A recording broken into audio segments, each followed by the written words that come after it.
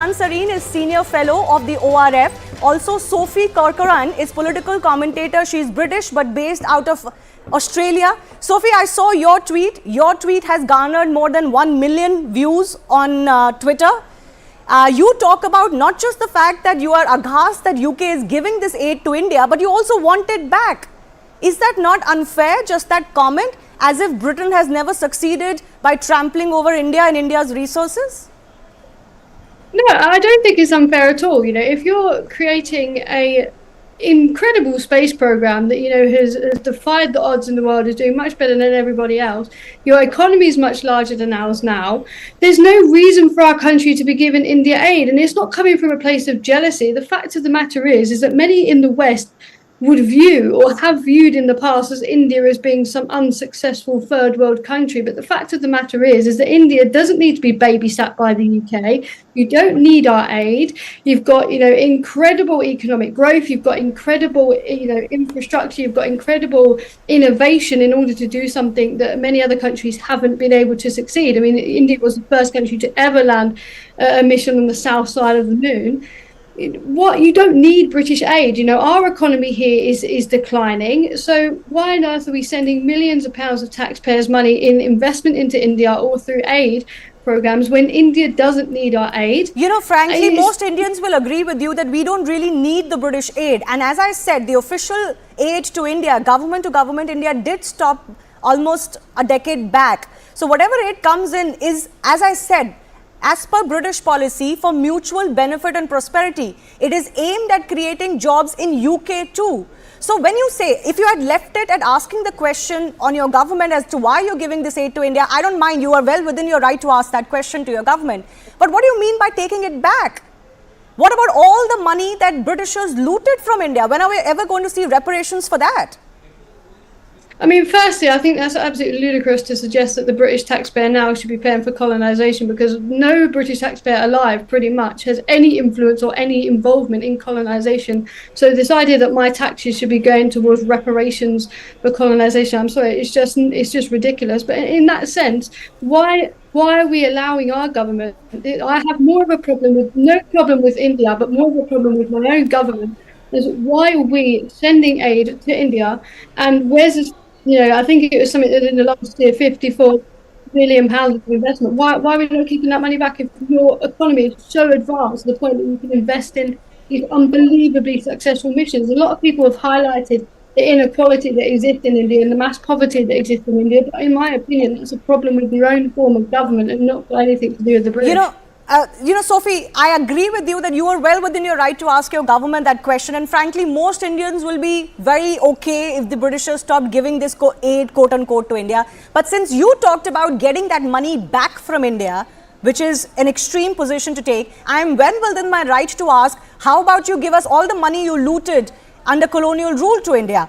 But let me bring in Sushant Sareen here. Sushant, how do you see this, this new facet emerging from Britishers especially, where they're like, oh, we don't need to give aid to India, we want this money back? Shivani, I treat it with the kind of utter contempt this kind of talk deserves. And it's not just coming from these white racists in Britain or Australia or wherever else. It's also coming from the so-called liberal BBC. Just 3 or 4 years back when the Chandrayaan mission had failed, we've got that clip running around.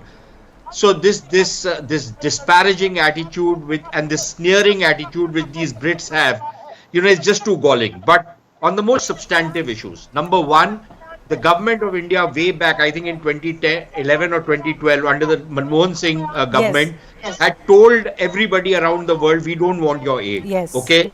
The Brits were not doing us any favor. They were doing charity out here, not because there was some altruism involved in it. They were doing it because they buy people out here, they buy their loyalties, they buy their lobbying thing. They want those people to lobby out here and disparage India. So please give me a break. Take your money and shove it up wherever you want to shove it up. Okay? Number one. Number two, whatever monies they are giving right now, nothing is coming to the government of India. They're only giving it to NGOs which plug the line which the Brits want to do. And there is some of it which is going into business houses because they are trying to create markets and trying to create synergies between Indian businesses and British businesses. And the British themselves acknowledge that this money is being given because it creates jobs in Britain, it creates markets for Britain, and they're actually profiting from a lot of this money which they're giving to private sector people. The government of India is not taking a damn thing from these guys. So these guys should get their facts right and lay off. Now, on the other hand, I think it's also important to point out that because they don't have the competence to achieve the kind of scientific achievements that ISRO and many other Indians have, if they are feeling jealous about it, or they can't handle that a country which they colonized, they plundered, they pillaged, they looted, they raped, if those people are rising back and achieving things which these guys can't achieve, and they're going back into the dark ages, learn to handle it, deal with it. Sophie, you want to respond to that? Listen, mate, it's got nothing to do with jealousy. Would you rather me sit here and ignore the achievements of India and continue like the West are and thinking that India is some poverty-ridden third world country? Or do what I like have done and say India doesn't need aid? Of course it doesn't need aid, because you're a successful country, you've got a massive economy, you're achieving massive economic growth, and you're achieving extraordinary scientific invention. It's got nothing to do with jealousy, pointing out the fact that India has been a highly, highly successful country. But that is why India does not need our aid. And I think people, we're in agreement in a sense that this idea that we should be sending any form of aid to India is disrespectful, in my opinion, firstly to India as well, because you don't need our aid, you don't need the British people. And we as British people, with an economy that is facing its challenges, don't need our money being sent elsewhere to countries like India. Yes, but Sophie, don't you think that it's important to talk about that in the context that it deserves? For example, this thing coming up as anger on social media by the social commentators in Britain because of Chandrayaan is misplaced. Now, the British aid is not helping our space mission. Our space mission or our moon mission, in any case, runs on very shoestring budgets. Just 600 crore rupees was the moon mission. So that aid is not meant for this space mission. That aid is meant for things that help Britain. You're quite. Shivani, it's not even aid. I don't know why you keep calling it aid. Yeah, fair enough. I think it should be aid. questioned if it is aid at all. But Sushant, let her finish. I'll give you an opportunity.